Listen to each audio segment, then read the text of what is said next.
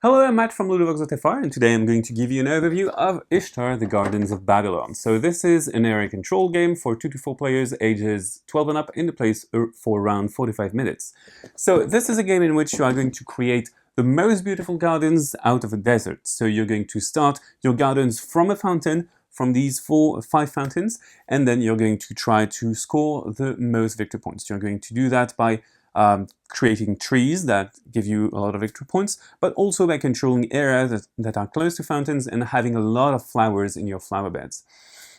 You can earn additional victory points by getting masteries, which are technologies that give you victory points under certain conditions.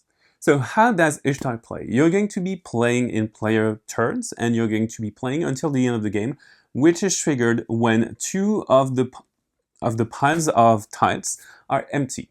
When that happens, you finish the turn and then you score up victory points on this score pad. And there you have it. You have the basics.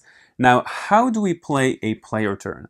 Well, basically what happens in a player turn is that I'm going to place a tile and maybe perform an additional action, then I may craft a tree.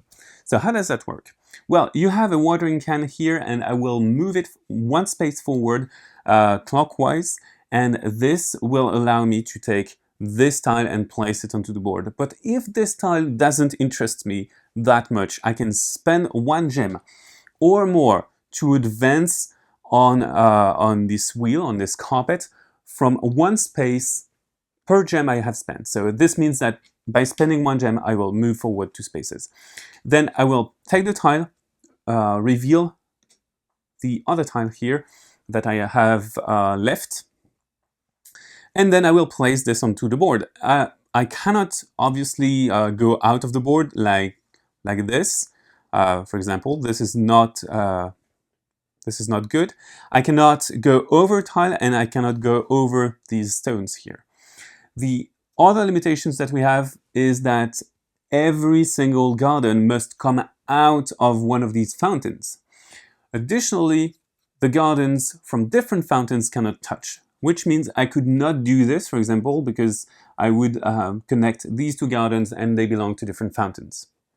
In this case, my most favorite move here in this case is taking these gems by placing that tile here. So every gem that I cover, I collect, and I place it into my board.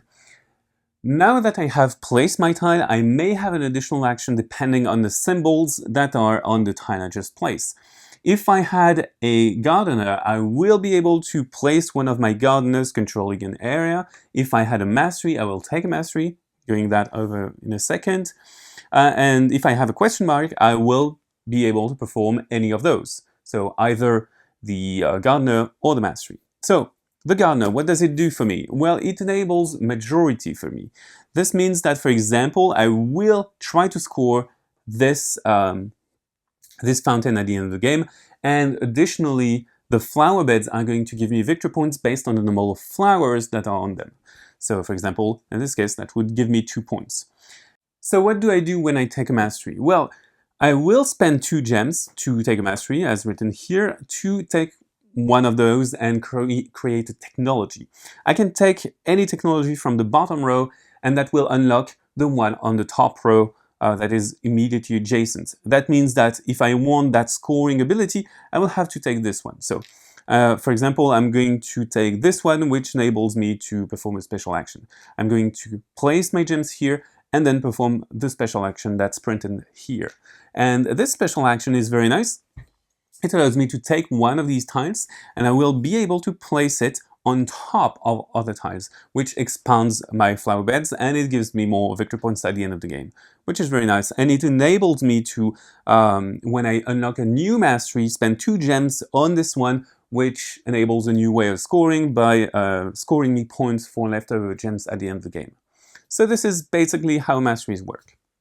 So now that I have purchased a mastery with my extra action, what I can do is take a tree. So taking a tree is very important because it gives me a lot of victory points. Again, the trees are paid for in gems, and in this case I will be able to spend 2 purple and 1 white to take one of these trees. It is worth 6 victory points.